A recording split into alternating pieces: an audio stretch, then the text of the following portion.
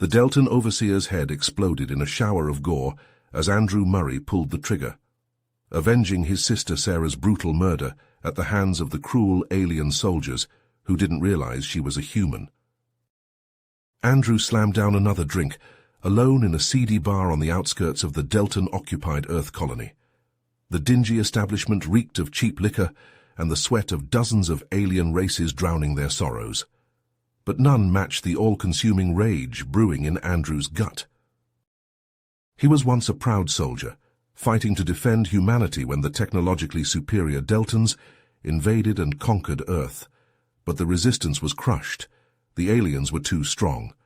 Now the remnants of the human race lived as slaves.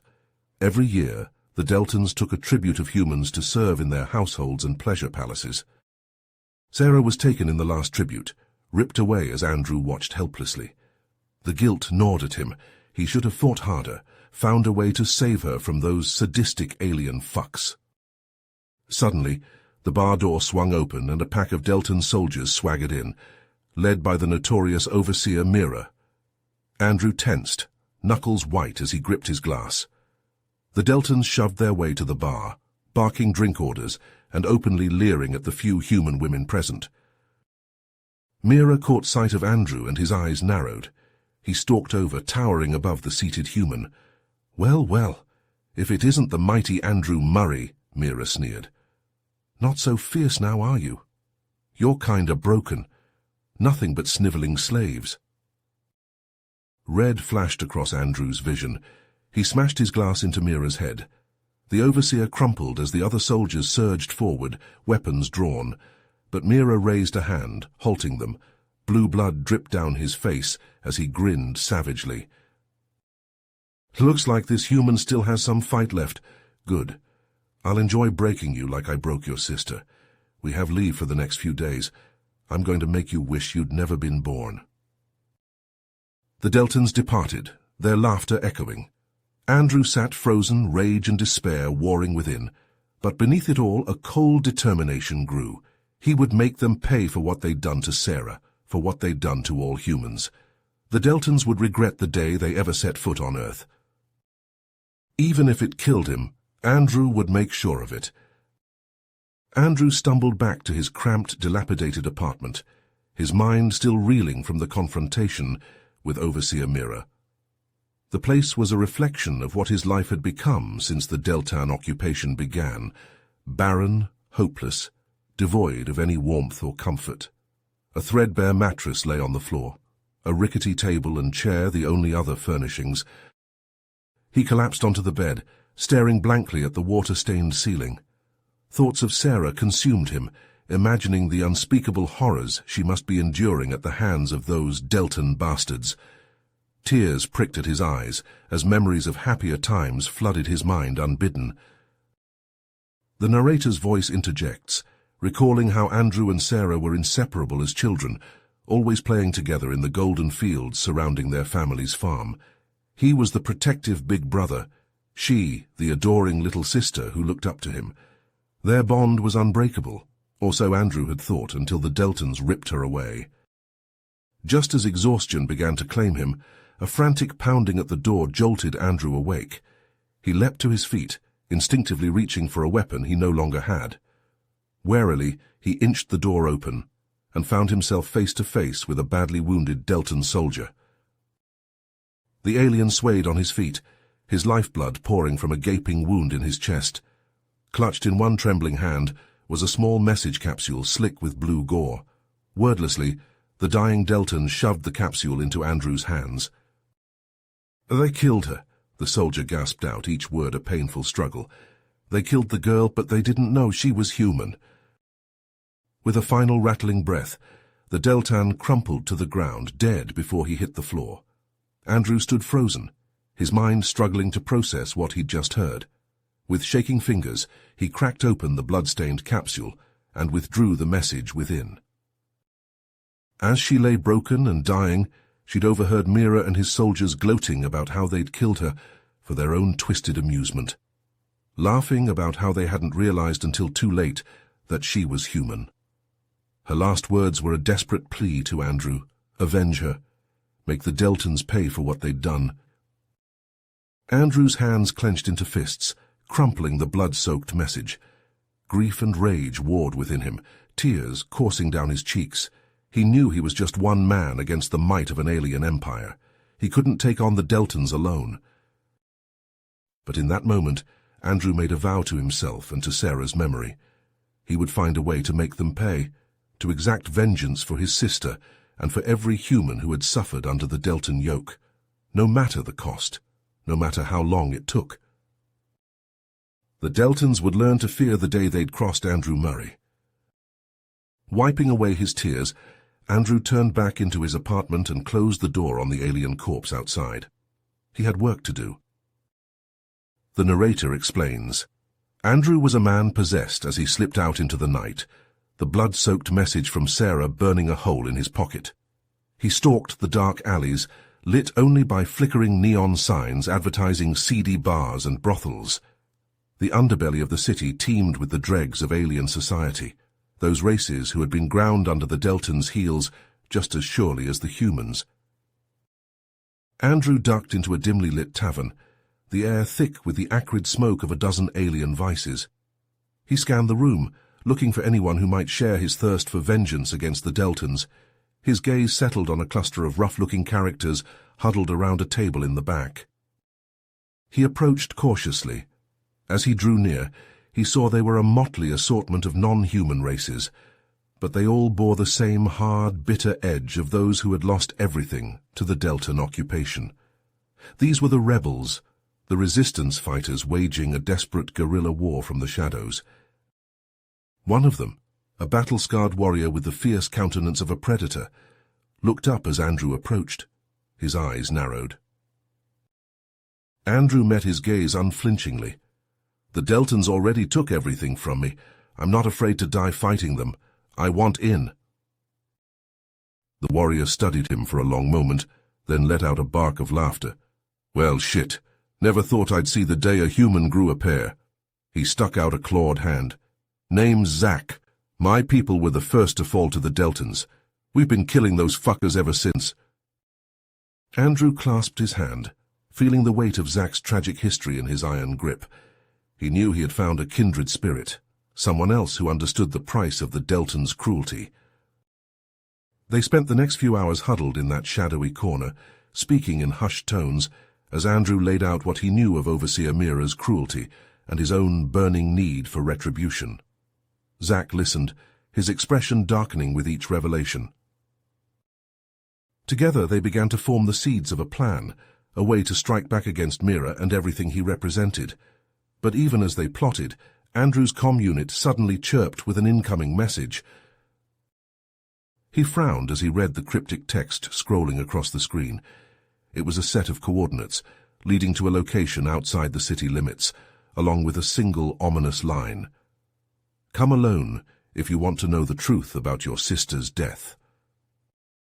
Against Zack's vehement protests, Andrew slipped away into the night once more, following the coordinates into the desolate outskirts of the colony settlement. The buildings here were little more than ruins, abandoned husks, left to decay. The narrator watches as Andrew moved cautiously through the debris-strewn streets, every sense on high alert. The coordinates led him to a collapsing warehouse, its roof partially caved in. Heart pounding, he shouldered aside the rusted door and stepped inside. Andrew froze. There, illuminated in a shaft of moonlight from a gaping hole above, lay a Deltan soldier. His once white uniform was stained a garish blue with his own blood, a pool of it spreading beneath his prone form. Andrew approached warily, half expecting a trap, but as he drew close he saw the soldier was near death, his breathing labored and shallow. The Deltan's eyes cracked open as Andrew knelt beside him, glazed with pain but suddenly lucid. "Human!" he rasped, his voice a thready whisper. "I was on the raid. That took your sister." Andrew's heart clenched, a maelstrom of grief and fury rising in his chest, but before he could speak the soldier continued. "Wasn't random. It was Mira, all Mira." The Deltan coughed, choking on his own blood. "He wanted to make humans fight back." A cold horror dawned in Andrew's gut as the pieces fell into place. Sarah's death, the escalating brutality. It was all part of Mira's plan. The soldier's next words confirmed his worst fears. "Wants to wipe out humans. If you retaliate, he'll have his excuse." The soldier shuddered, his life clearly fading. With a last burst of strength, he thrust a trembling hand toward Andrew. A data chip glinted between his bloody fingers. Proof of his plans and location of his base. The soldier's eyes lost focus, his words trailing away. "Had to stop him. Mira is monster." With a final rattling breath, the Deltan went limp, the light fading from his eyes. Andrew crouched there for a long moment, the data chip clutched in his numb fingers as he tried to process the enormity of what he had just learned. Mira's cruel machinations ran so much deeper than he had ever imagined, and now the fate of his entire species might just rest in Andrew's hands, in the information this soldier had died to bring him. The narrator looks on as Andrew slowly rises to his feet, his expression hardening with resolve. He had a new mission now, no longer just about revenge, but about the very survival of the human race against a foe that sought to exterminate them entirely. Andrew turned on his heel and strode from the warehouse, the data chip burning a hole in his pocket. He needed to get this information to Zack and the other rebels immediately. Together, they would find a way to stop Mira and his genocidal plans before it was too late for all of them. But the path ahead would be fraught with danger at every turn. Andrew could only hope that his newfound allies would be enough to help him weather the coming storm. Because one thing was certain, the Deltans would not give up their cruel dominion without a fight, and that fight was only just beginning. The narrator watches as Andrew and Zack huddle together, poring over the information from the fallen Deltan soldier's data chip. The base's location, its defenses, patrol routes, all laid bare. They know this is their chance to strike a blow against Mira and avenge Sarah's death. Zack taps his comm unit, summoning the rest of their ragtag rebel squad. Lena, their tech specialist, arrives first, her eyes gleaming as she scans the chip's contents. "I can hack their security," she says confidently. "Get us inside." The others trickle in, a dozen battle-hardened fighters, each with their own reasons to hate the Deltans. Andrew looks at each of them in turn, seeing his own pain and anger reflected back. "Mira dies tomorrow," he says simply. "For Sarah, for all of us." The narrator recounts how they slip out into the night, armed to the teeth with stolen Deltan weapons and improvised explosives. Andrew can feel the adrenaline surging through his veins with each step closer to the base. But the Deltans are waiting for them. They're barely halfway there when the ambush hits, plasma bolts sizzling through the darkness. Andrew ducks and rolls, comes up firing. His shots take a Deltan in the throat, splattering blue blood. All around him, the rebels are fighting for their lives, outnumbered and outgunned, but filled with a desperate fury. Zack is a whirlwind, his blades finding gap after gap in Deltan armor. Lena crouches behind a boulder, fingers flying over a jury-rigged jamming device. And then Andrew sees him, Mira's lieutenant, the one from the bar, the one who laughed about Sarah's death. He has Andrew dead to rights, rifle leveled at his chest, but he doesn't fire. "I promised the overseer I'd make you suffer, human," he sneers, "just like your sister." Something snaps in Andrew. Later, the narrator would call it a berserker rage, an all-consuming madness. He launches himself at the lieutenant, heedless of the plasma scorching past him, smashes into the Deltan, and they go down in a tangle of limbs, punching and gouging. The lieutenant is stronger, but Andrew is past caring. He hammers blow after blow into the alien's face, feeling bones splinter. Hot blood sprays. The Deltan's knife lashes out, scoring a line of agony across Andrew's ribs. Andrew ignores it, wrenches the blade away and buries it to the hilt in the lieutenant's eye. The narrator watches as Andrew staggers to his feet, chest heaving. The rest of the patrol lies dead, but the cost was high. Over half the rebels are down, and Andrew can barely stand. Lena rushes to his side, presses a blood-clotting injector against his gashed side. We have to keep going, Andrew pants, shrugging off her concern for Sarah. Zack nods grimly. Lena manages to splice the security, and they slip inside the base's perimeter, leaving their dead behind. The narrator reflects on the toll this war has taken on Andrew, the scars, both physical and mental. His humanity stripped away piece by piece, replaced with a cold, murderous obsession. Inside the base is a maze of corridors, swarming with Deltan soldiers. Lena guides them via stolen schematics, but it's slow going. Every corner, every doorway, a potential ambush.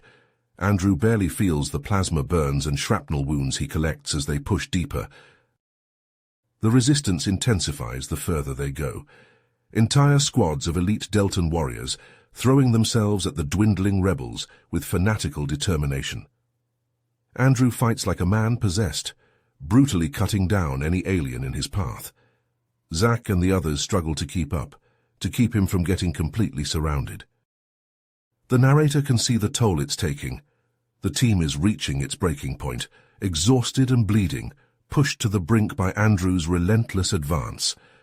They're about to be overrun completely when Lena shouts over the din of combat. Andrew exchanges a look with Zack. This is it, the moment of truth. They rally the survivors and fight like cornered beasts, carving a bloody path to the lift, piling inside as plasma rounds ping off the closing doors.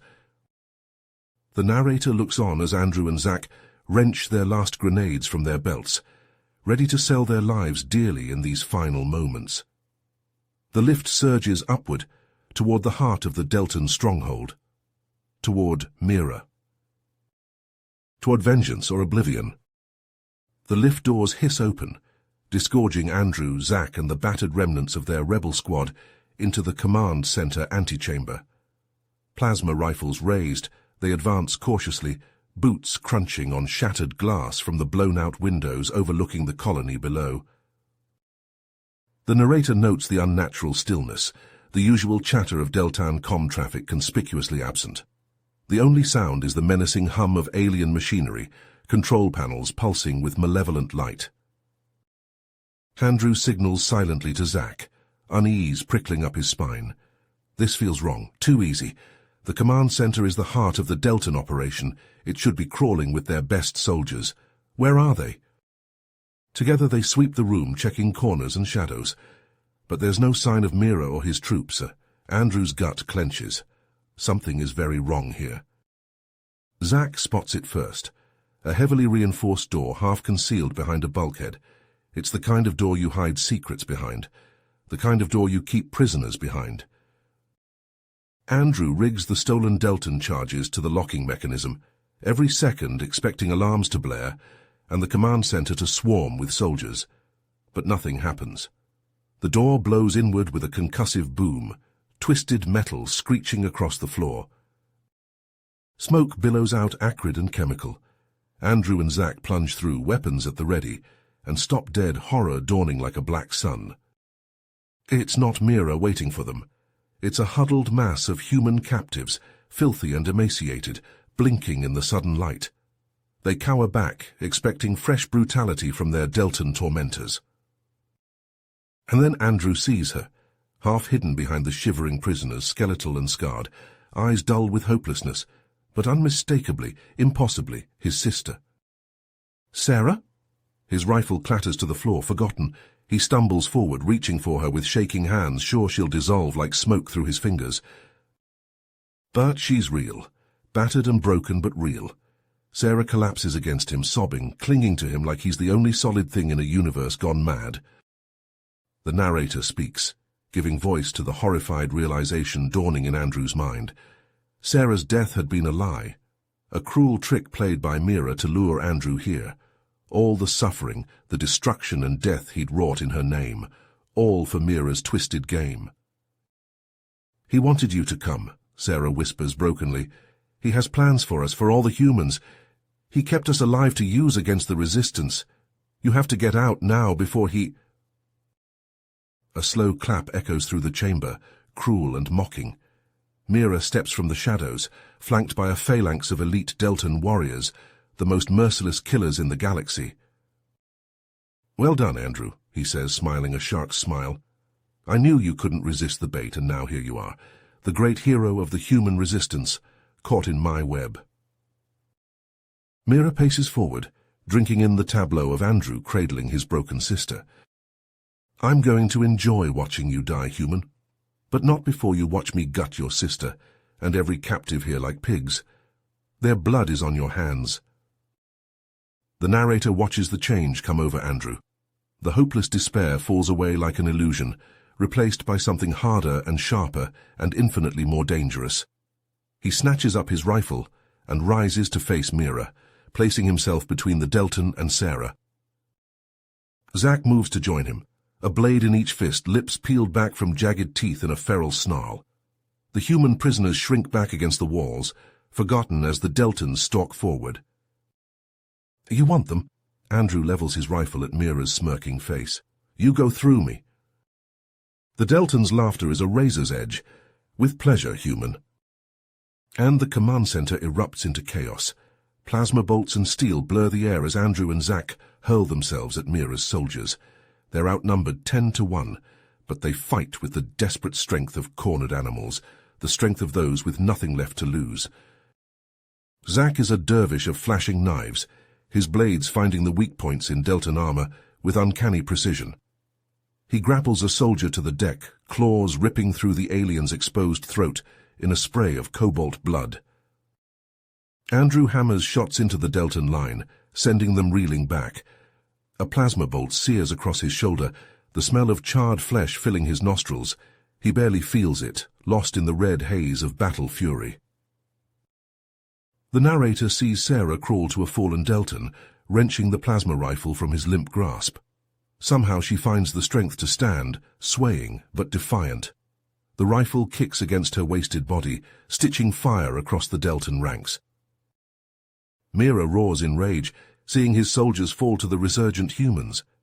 He levels his own rifle at Andrew, eyes promising murder, and Sarah steps into his line of fire. "No!" Andrew hurls himself at his sister, knocking her aside as Mira's shot scorches the air where she'd stood. They hit the deck hard, Andrew shielding her with his body. Sarah touches his cheek with a trembling hand. "I knew you'd come for me," she whispers. "I never lost hope."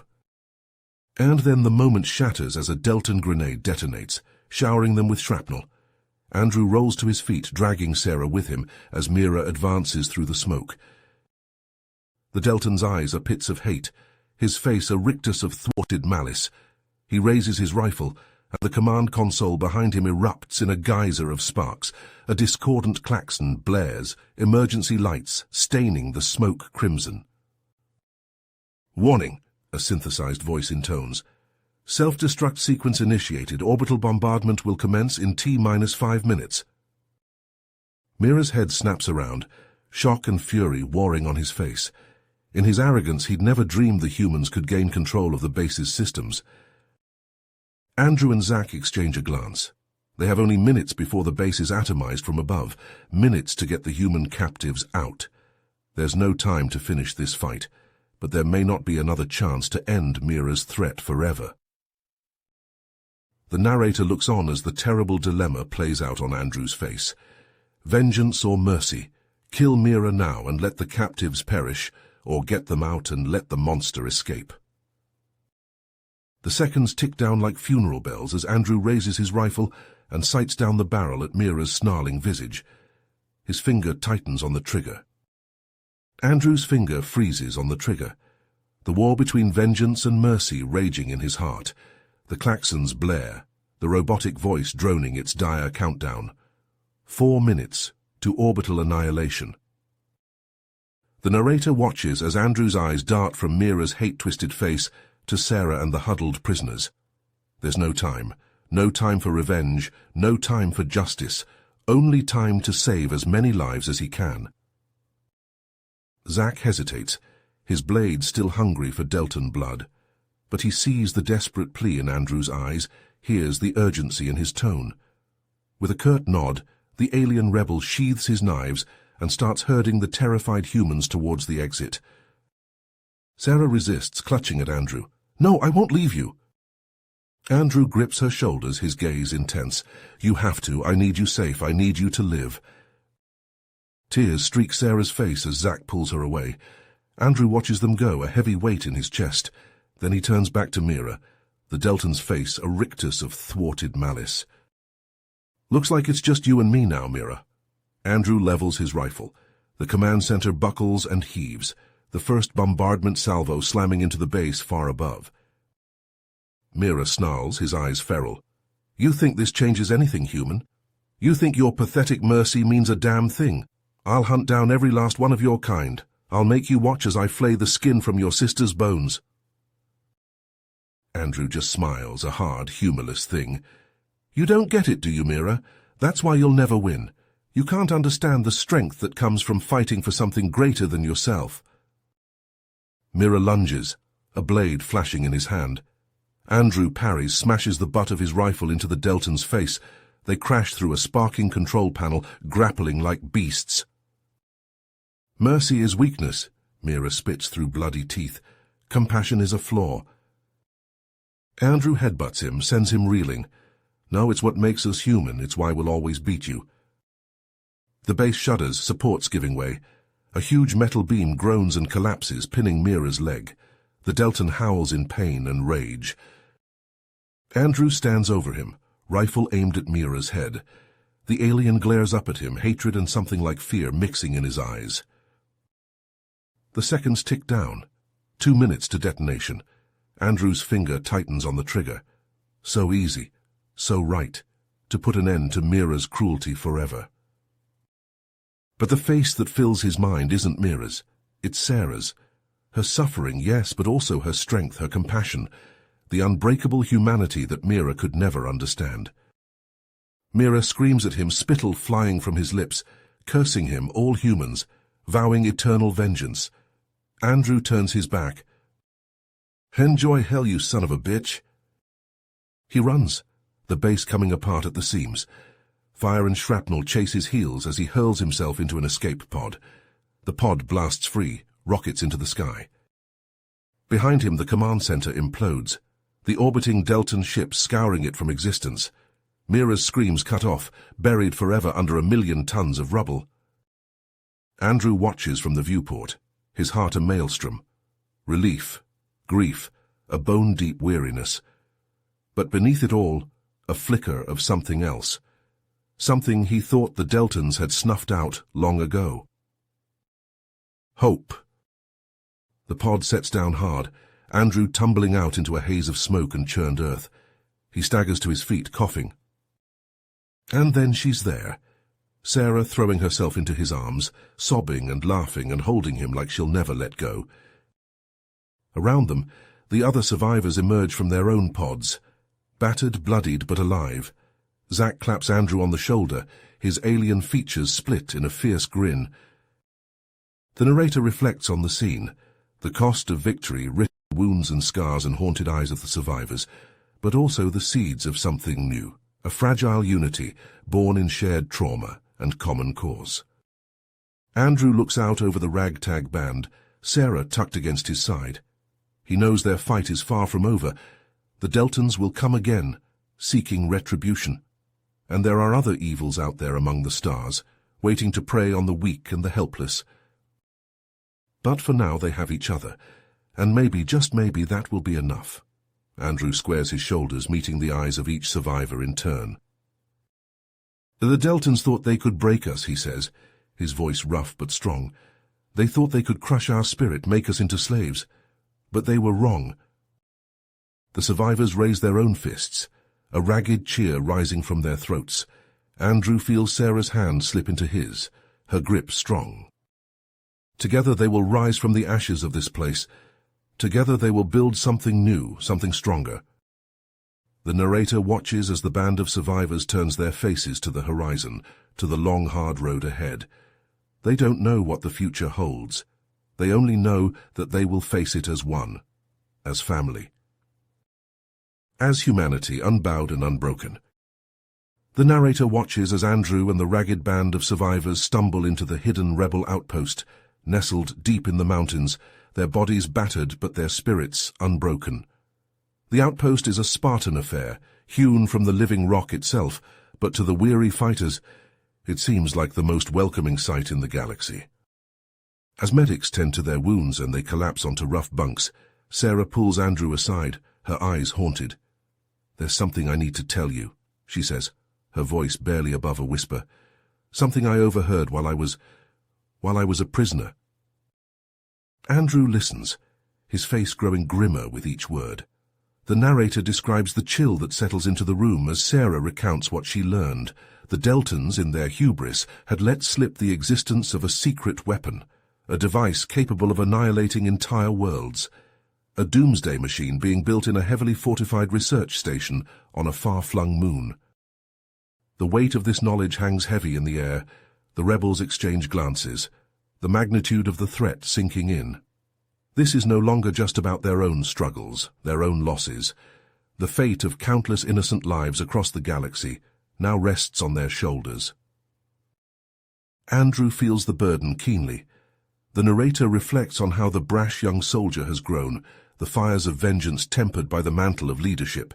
He knows they cannot stand idly by while the Deltans threaten genocide on an unimaginable scale. He meets the eyes of his team, seeing his own determination reflected back. "We have to stop them," he says simply, "no matter the cost." The rebels nod solemnly. They know the odds they face, the strength of the enemy, but they also know the price of failure. The narrator watches as the outpost becomes a hive of activity in the weeks that follow. Andrew and Zack lead grueling training exercises, honing their skills and tactics. Lena pulls countless all-nighters, her eyes glued to glowing screens as she probes for weaknesses in the Deltan security systems. Zack vanishes for days at a time, returning with caches of black market weapons and whispered intelligence. Slowly, painstakingly, a plan takes shape. The research station is a fortress, its defenses formidable, but the rebels are resourceful and driven by a righteous cause. They will find a way or die trying. As the day of the mission approaches, a quiet tension fills the outpost. Andrew can feel the weight of all their hopes and fears, the knowledge that every life he leads into battle is one he might lose. The narrator reflects on the heavy burden of command, a weight Andrew never sought but now must bear. How? The eve before they depart, Andrew finds no grand words, no stirring speeches. What can be said that they do not already know in their bones? Instead, he simply looks to each rebel in turn, clasping shoulders and sharing wordless moments of solidarity. A promise, a pact. They are in this together until the end. Sarah presses something into his palm, her eyes shining with unshed tears. It's a small pendant carved from some alien wood, strung on a simple cord. "To remember what we fight for," she says softly. "What we've always fought for." Andrew curls his fingers around the talisman, feels the weight of it against his heart. The narrator watches as the rebels board their ships, a motley collection of battered freighters and single-pilot fighters. They are a far cry from the sleek destroyers and cutting-edge technology of their enemy, but they carry something far more valuable, hope and an unshakable belief in their cause. As the ships lift off one by one, Andrew casts a final glance at the outpost, at the huddled shadow of his sister watching them depart. Then he turns his gaze forward, to the stars and the battles to come. There can be no looking back now. Only the mission and the knowledge that failure is not an option. The fate of the galaxy is in their hands. The narrator watches as Andrew and his team approach the heavily fortified Deltan research facility on the moon's craggy surface. Their ships glide silently through the void, the distant stars cold and unblinking. But as they draw near, they discover a shimmering energy shield encasing the facility like a glowing bubble, an unexpected obstacle blocking their path. The team gathers in the cramped confines of their lead ship, tension etched on every face. Lena's fingers fly across her console, probing the shield for weaknesses. "It's no good," she reports, frustration coloring her voice. "That shield is impenetrable. We can't breach it with the weapons we have." Andrew clenches his jaw, mind racing. They've come too far to be stopped now. Too much depends on the success of this mission. Lena shakes her head but continues her search, and then a flicker of hope crosses her face. Wait, there's a small power relay station on the surface. It's part of the shield network. If we can take it out, it might create a temporary gap in the shield's coverage. Andrew leans in, studying the schematics. What's the catch? The relay is heavily guarded, Lena admits, and any attack will alert the main facility. We'll only have a small window before they raise the shield again. A heavy silence falls over the team. They all know what's at stake. Failure means not just their own deaths, but potentially the deaths of billions across the galaxy. Andrew takes a breath, a plan forming in his mind. All right, I'll lead a strike team to the relay station. We'll take out the guards and destroy the relay. The rest of you will stage a diversion at the main gates, draw their attention away from us. Zack steps forward, his scarred face grim. I'll lead the diversion team. He meets Andrew's eyes, a wealth of understanding passing between them. We'll buy you the time you need. Andrew clasps Zack's shoulder, emotion threatening to overwhelm him. He knows the odds Zack will be facing, knows that his friend is likely volunteering for a suicide mission, but he also knows there's no other choice. The narrator watches as the teams prepare, checking weapons and armor, making peace with their gods and demons. Andrew pulls Sarah aside, presses his forehead to hers. I will, he promises. I'll see you on the other side. The ships separate, each team heading to their assigned tasks. Andrew leads his strike force towards the relay station, the barren moonscape stretching out before them. They land in a sheltered ravine, the station looming above on a rocky outcropping. At Andrew's signal, they strike like silent predators, each choosing a target. Throats are slit, spines snapped, bodies lowered quietly to the ground. The guards never even have a chance to raise an alarm. They reach the relay station door, Lena already working to hack the lock. Andrew's heart pounds in his ears, every second stretching into an eternity, and then, with a soft hiss, the door slides open. At that same moment, across the moon's surface, Zack and the diversion team launch their assault. Andrew hears the distant boom of explosions, the chatter of weapons fire. He sends a silent prayer into the void for his friend, for all of them. The strike team slips inside the relay station, moving quickly. They plant their charges, set the timers, and then they run, racing the clock, racing the Deltan response they know is coming. They're almost back to their ship when the world shakes beneath their feet. A massive explosion, far larger than anything the diversion team should have been able to muster. Andrew staggers, his heart seizing with sudden understanding. The narrator's voice is heavy with grief as he confirms Andrew's terrible realization.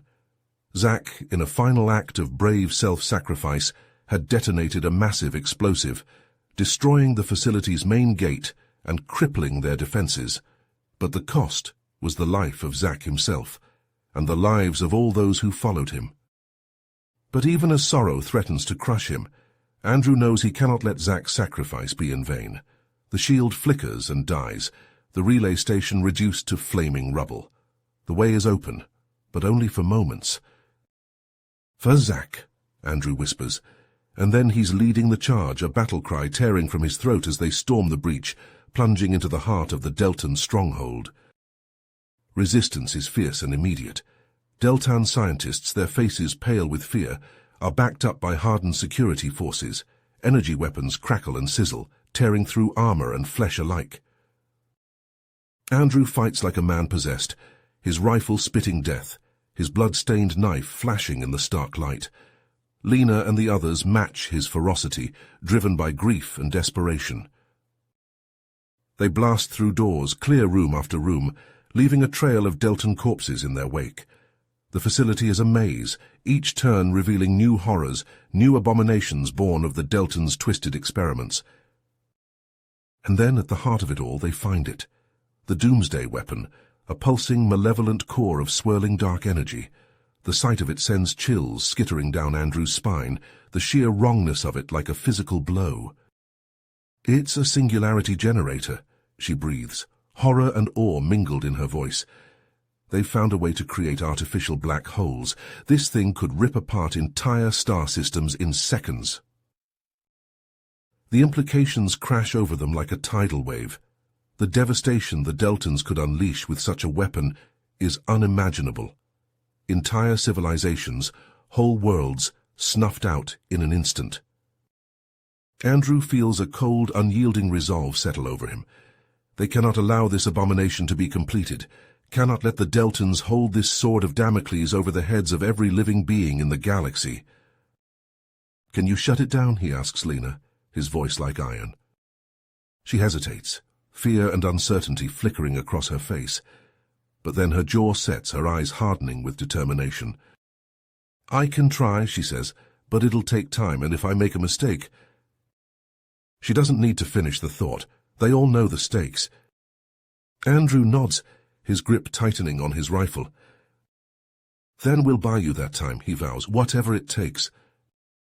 The narrator's voice rings out, painting a picture of grim determination as the remaining team members take up defensive positions around Lena and the Doomsday device. They know the Deltans will not give up their prize easily, know that the fight of their lives is coming. But they stand ready, united by bonds forged in blood and fire, driven by a cause greater than any one of them. They will hold the line, will give Lena the chance she needs. The narrator's voice drops to a hushed whisper as Andrew and his team breach the innermost sanctum of the Deltan research facility. The air crackles with an almost palpable sense of malevolence, the very walls seeming to pulse with the twisted energies of the Doomsday weapon.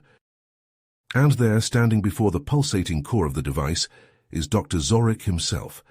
The Deltan scientist turns to face the intruders, his features contorted in a mask of madness and unholy glee. "Welcome, humans," he sneers, his voice dripping with contempt. "You're just in time to witness the ascension of the Deltan race. With this weapon, we shall remake the universe in our image." Andrew steps forward, his rifle trained on Zorik's chest. "You're insane," he growls, "this ends now." But Zorik merely laughs, a sound that chills the blood. "You cannot stop what has already begun. The sequence is initiated. In mere moments, this facility will become the crucible of a new cosmic order." Lena, her face lit by the glow of her handheld device, shakes her head in frustration. "He's locked me out of the system. The AI is adapting to my every attempt." Andrew grits his teeth. "Then we do this the hard way." With a roar of defiance, he opens fire, his team following suit. But Zorik's elite guards are already moving, their genetically enhanced bodies blurring with unnatural speed as they engage the humans in a brutal melee. The chamber dissolves into a maelstrom of violence, energy beams crisscrossing with flashes of steel. Andrew fights like a man possessed, his rifle bucking in his hands as he puts down one Deltan warrior after another. But for everyone that falls, two more seem to take their place, their strength and speed far beyond any normal soldier. The humans are driven back, forced into a desperate fighting retreat. Amidst the chaos, Sarah finds herself face to face with Zorik. The mad scientist's eyes light up with cruel recognition. "Ah, the little human girl," he purrs, "the one whose suffering set all this in motion. How fitting that you should be here at the end." Sarah's grip tightens on her weapon, her voice shaking with barely contained rage. "It was you. You orchestrated everything. My capture, my torture." Zorik's smile is a razor's edge. "All to bring your dear brother to this moment, to crush his spirit as I crush your pathetic species beneath my heel." With a scream of pure hatred, Sarah launches herself at the Deltan, her gun forgotten as she seeks to rend him apart with her bare hands. Zorik meets her charge with a cruel laugh, his augmented body absorbing her blows like raindrops. The narrator watches as Sarah and Zorik grapple, the human girl fighting with the desperate strength of one who has nothing left to lose. But it's a losing battle, and Andrew can see it. Even as he fights his way towards his sister, he knows they are out of time. The Doomsday weapon pulses with increasingly urgent flashes of light, its activation sequence nearing its terrible conclusion. In that moment, Andrew makes a fateful decision. He turns to his team, his voice cutting through the din of battle.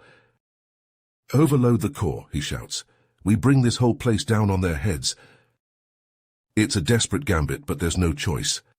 As Lena works feverishly to set the explosives, Andrew surges forward, grabbing Sarah and wrenching her away from Zoric's grasp. "We have to go now," he yells, dragging her towards the exit even as she struggles to break free to get back to Zoric. The Deltan howls with rage, his hand flying to his belt and emerging with a glowing rod. He levels it at Andrew's back, a searing beam of energy lancing out, only to be intercepted by the bulk of a fallen pillar, brought down by the first of Lena's explosive charges. The facility shudders, cracks racing along the walls. Dust and debris rain down as Andrew and his team fight their way back to their ships, the very ground beneath their feet starting to heave and buckle. Behind them, Zoric's screams of thwarted vengeance echo through the collapsing halls, swallowed by the roar of falling stone and twisting metal. They barely make it to their ships before the moon itself begins to tear itself apart, huge fissures opening up and venting plumes of superheated gas into the void. As they race away from the doomed moon, the humans can only watch in awe as the Deltan research facility, along with the doomsday weapon and the twisted genius of Dr. Zoric, vanishes in a blinding flash of light, the detonation shredding the very fabric of the satellite. In the ringing silence that follows, Andrew looks to Sarah, seeing his own exhaustion and grief mirrored in her eyes. But beneath it all, a flicker of something else, something that might almost be called hope. They have won a great victory this day, but the narrator knows it is only the beginning. The Deltan threat still looms, and there will be other battles, other sacrifices. But for now, as the battered ships limp their way back towards friendly space, the humans allow themselves a moment to breathe, to remember those they have lost, and to steel themselves for the fights yet to come. The narrator watches as the battered rebel ships limp into the hidden outpost, trailing smoke and sparks. They touch down heavily, the exhausted crews stumbling out onto the cracked tarmac. Andrew emerges last, his face a mask of grief and weariness. In the days that follow, the base is a hive of somber activity. The wounded are tended to, the dead mourned. Zach's absence is a gaping wound, his sacrifice weighing heavily on them all. But even in their grief there is a flicker of hope. News of their victory spreads like wildfire, whispers of the Deltan doomsday weapon's destruction racing from system to system. Oppressed races, long beaten down by Deltan cruelty, begin to stir, to dream of resistance. The narrator reflects on the bittersweet irony that it took the loss of so many brave souls to kindle this spark of rebellion, but such is the price of freedom. Even as the embers of hope catch and spread, a new shadow falls. Lena, poring over the data stolen from the Deltan base, makes a chilling discovery. Dr. Zoric's weapon was but one head of a hydra. Andrew feels the weight of this revelation like a physical blow. The narrator describes the grim silence that falls over the rebel leaders as the true scope of the Deltan threat sinks in. Their fight, it seems, has only just begun. In the days of planning that follow, Andrew is a ghost, present in body but absent in spirit. The burden of command of the lives lost and the battles still to come hangs heavy on his shoulders. Late one night, seeking solace from the crushing responsibility, he slips away from the underground briefing rooms and climbs to the surface. The night air is cool against his skin as he tilts his face up to the stars, seeking answers in the infinite void. "I'm sorry," she whispers, her voice barely audible above the soft hum of the outpost generators, "for all of this, for everyone who died because of me." Andrew shakes his head, pulling her into a tight embrace. "It's not your fault," he murmurs into her hair. "None of it. The only ones to blame are the Deltans and their cruelty." They stand like that for a long time, two broken souls clinging to each other against the darkness. When Sarah speaks again, her voice is thick with unshed tears. "I don't know if I can do this, Andrew. Keep fighting after everything they did to me. I'm not strong like you." Andrew pulls back, cupping her face in his hands. "You're the strongest person I know," he says fiercely. "And we'll do this together, not for revenge, but for a future, for everyone who can't fight for themselves." The narrator reflects on the quiet power of this moment. the unbreakable bond between siblings forged in the crucible of shared trauma. The road ahead will be long and treacherous, the odds stacked high against them. But as Andrew and Sarah turn back to the outpost hand in hand, there is a new steel in their spines, a renewed sense of purpose. They will fight on no matter the cost, for the dream of a galaxy free from Deltan tyranny. The battle has been won, but the war stretches before them vast and unknowable. And yet in this moment they are not afraid, for they know that as long as they stand together, there is hope. The narrator leaves us with a final image, two silhouettes against the star-strewn sky, battered but unbroken, ready to face the uncertain future with courage and resolve. The fight continues, but they will never stop until the Deltans are brought to justice and peace is restored to the galaxy. You have reached the end of the story. If you enjoyed this story and want to support us, please leave a like and subscribe to our channel, and for every comment that says 88, I will heart every single one of them. Thank you for your time.